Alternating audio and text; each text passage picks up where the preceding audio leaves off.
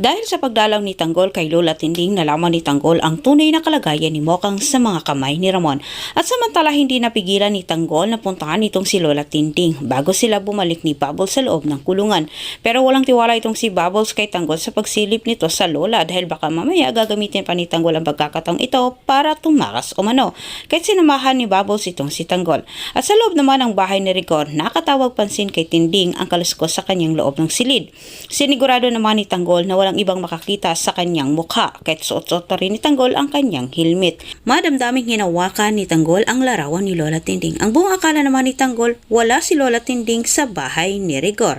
Pero nang sinilip naman ni Lola Tinding ang kanyang silid, nagulat na lang siya na makita niya ang isang binata na nakasuot ito ng helmet.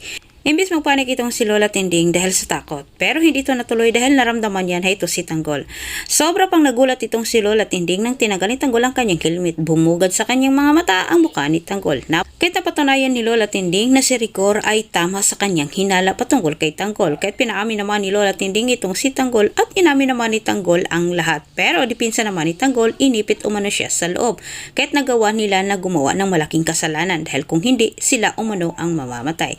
Samantala, kinumusta naman ni Tanggol kay Tinding itong si Mokang. Subalit pinayuhan ni Lola Tinding itong si Tanggol. Nakalimutan na umano itong si Mokang dahil sa palagay niya masaya na itong si Mokang sa buhay mayaman. Marami pa sana nga aminin itong si Tanggol kay Tinding, ngunit naputol ito dahil binulabog naman ni Tess ang lahat sa kanyang pagdating. At sa pag-alis naman ni Tanggol ay sinadya din niyang silipin itong bahay ni Mokang para tingnan. At sa hindi inasang pagkakataon, naabutan ni Tanggol na nag-usap itong si Mersing at Nita patungkol ito sa kalagayan ni Mokang. Dahil sa pangyayaring ito, nalaman ni Tanggol ang totoong kalagayan ni Mokang.